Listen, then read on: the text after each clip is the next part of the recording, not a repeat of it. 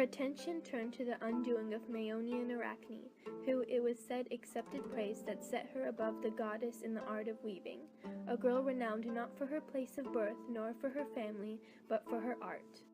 You would have known that only Pallas could have been her teacher. Nevertheless, as though offended by the very thought, the girl denied it, saying, "Let her compete with me, and if she wins, I'll pay whatever penalty she sets." Then they go to it, hitching their robes underneath their breasts, their well-instructed fingers swiftly flying, and zeal for the contest making light of labor. Minerva shows the Areopagus, site of that contest held once to determine a city's name. 12 deities are seated in august assurance, waiting on their thrones, Jove in the middle. Ranged on either side, the gods all look like their own images. How regal Jove seems. Next, she depicts how Neptune with his trident strikes the rugged rock from which a spring of water gushes, the pledge by which he hopes to claim the city. Then she displays herself, armed with a shield and a sharp spear. A helmet guards her head, her breast is well protected by the aegis. She represents that moment when the earth, struck by her spear tip, instantly produces a full-grown olive tree laden with ripe fruit. The gods all marvel, and she takes the prize. And then, to give Arachne an idea of the reward this upstart can expect from her audacious bid for praise and glory, the goddess then expertly represents, in each of the 4 corners of her work, a different contest, each in miniature, and each with its distinctive color scheme. In the first scene, 2 Thracians, Rhodope and Hemus, who were mortals once, are turned into a pair of mountains, for assuming the names of Jove and Juno as their own. And in the second corner, she depicted the terrifying fate of the Pygmy Queen. When Juno had defeated her, she ordered her to transform herself into a crane, and then make war upon her former subjects. In the third corner is Antigone, who once dared struggle with Jove's mighty consort, and whom Queen Juno turned into a stork.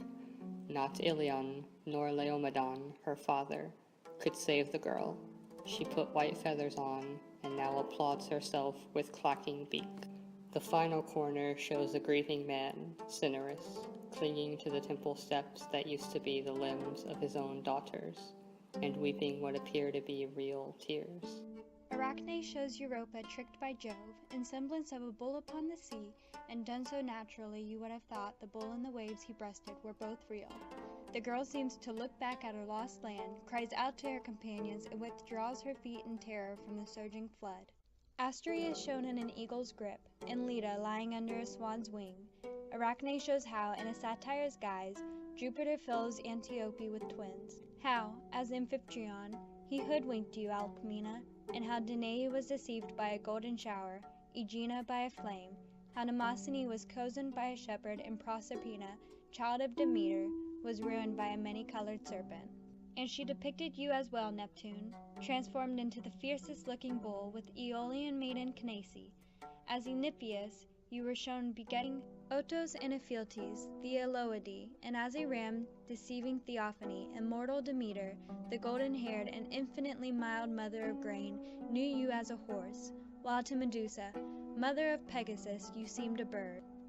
And seemed just like a dolphin to Melantho. She rendered all of them just as they were, and each with an appropriate background. And there's Apollo, tricked out as a rustic, now dressed in feathers, now in lion skin, or as a shepherd to take Ise in, and Bacchus out to trick Erigone, with grapes that aren't really grapes at all. There's Saturn, breeding Chiron on a mare, and all around the edge, a deftly woven border of flowers plaited into ivy. Not even envy could have faulted this. Pallas did not, yet bitterly resenting her rival's success, the goddess warrior ripped it with its convincing evidence of celestial misconduct, all asunder, and with her shuttle of Cytorian boxwood struck at Arachne's face repeatedly. She could not bear this, the ill-omened girl, and bravely fixed a noose around her throat. While she was hanging, Pallas, stirred to mercy, lifted her up and said, "Though you will hang, you must indeed live on, you wicked child, so that your future will be no less fearful than your present is. May the same punishment remain in place for you and yours forever." Then, as the goddess turned to go, she sprinkled Arachne with the juice of Hecate's herb, and as she touched that grim preparation, she lost her hair, then lost her nose and ears. Her head got smaller and her body too. Her slender fingers were now legs that dangled close to her sides. Now she was very small, but what remained of her turned into belly, from which she now continually spins a thread, and as a spider carries on the art of weaving as she used to do.